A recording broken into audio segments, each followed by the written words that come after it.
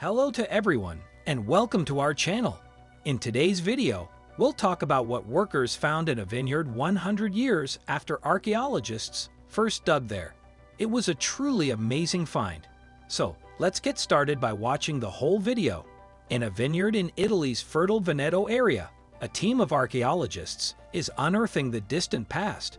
Nearly a century earlier, scientists digging in the same location found an astounding find, but it was lost and rumored for decades. Now, this slice of ancient Rome has been found. 100 years later, vineyard workers uncovered a stunning discovery.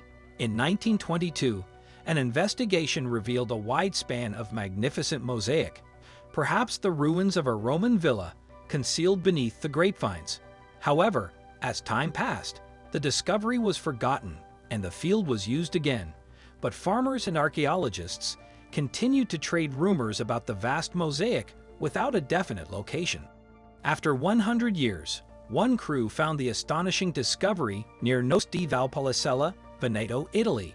The vineyard is on a hillside 10 miles north of Verona, a city noted for its connections to Shakespeare's Romeo and Juliet. However, in the Roman era, it was part of one of the world's greatest empires. Established around the 2nd century BC, Verona was initially thought to have been inhabited by Gauls, but by 89 BC, it had become a Roman colony and outpost on the roads connecting northern Europe and Italy. It soon became an important city when the Romans first took over Verona.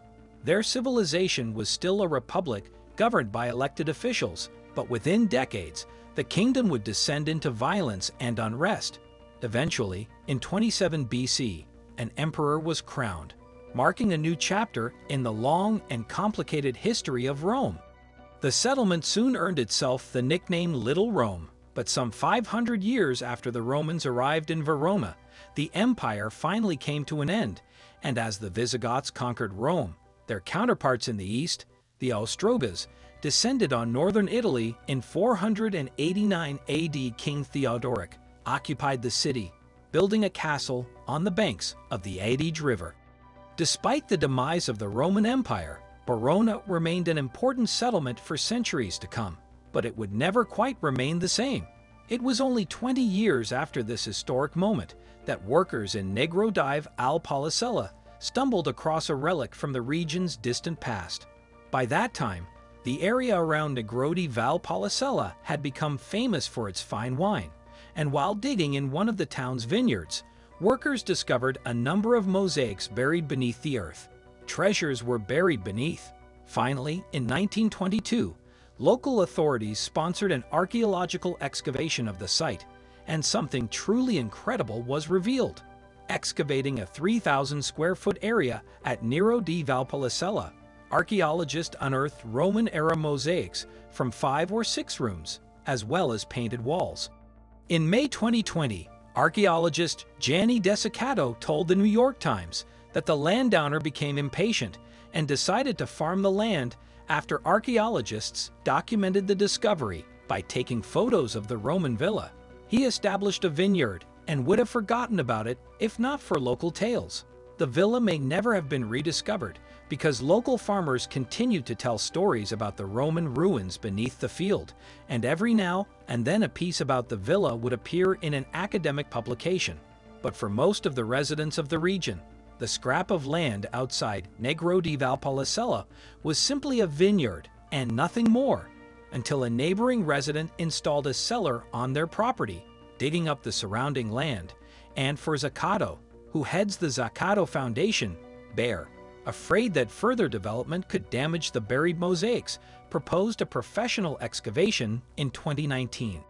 In 2020, the global coronavirus pandemic hit Italy, shutting down the excavation for months. In May 2020, archaeologists were able to resume work at the site, using ground-penetrating radar to try to find the mosaics, but that approach failed. In an interview with the New York Times, Zaccato explained the difficulties. The terrain and the vine roots disturbed the reading. For Zaccato, who recognized the design from photographs of the 1922 excavation, described the moment as incredible and one of the most moving of his life. I had the sensation of entering a time machine and coming into contact with a reality that's long gone, so many centuries ago, yet still has the imprint of humankind, he said. I cannot help but think of the people who laid the mosaics and of the people who lived there. In 2007, Federica Rinaldi, an archaeologist who now directs Rome's Colosseum, published a book about mosaics in Veneto, the region of Italy that includes Verona and the surrounding area.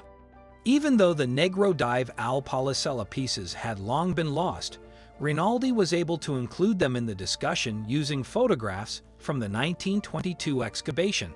13 years after Rinaldi's book was published, she told the New York Times she was thrilled it was an important find.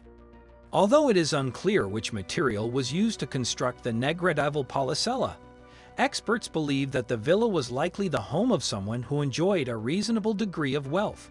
The style of the mosaic suggests that it was built for a relatively rich and influential Roman. Some experts suspect that the entire region, known for its picturesque natural beauty, may have functioned as a getaway destination.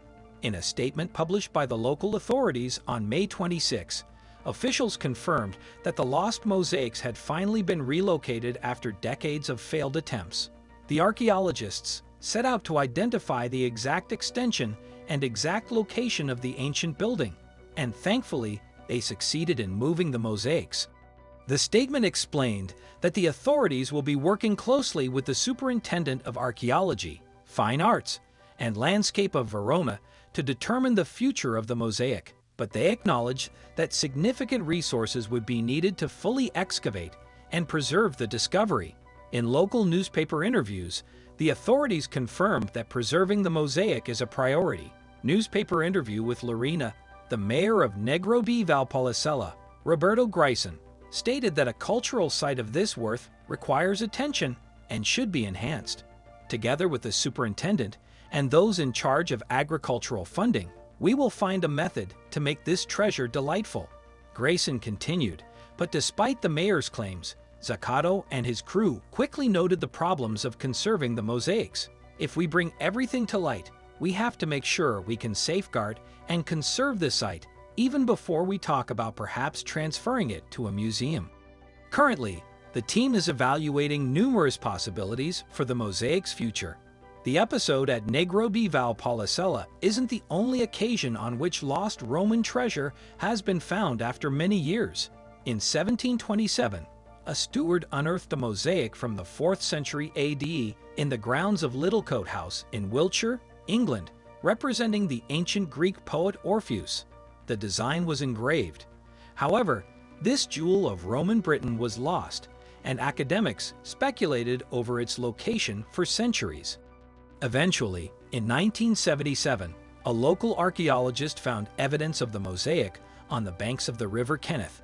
Even though animals had caused devastating damage to the artwork, the Orpheus mosaic is one of the region's top tourist attractions, providing a fascinating glimpse into life under the Roman Empire.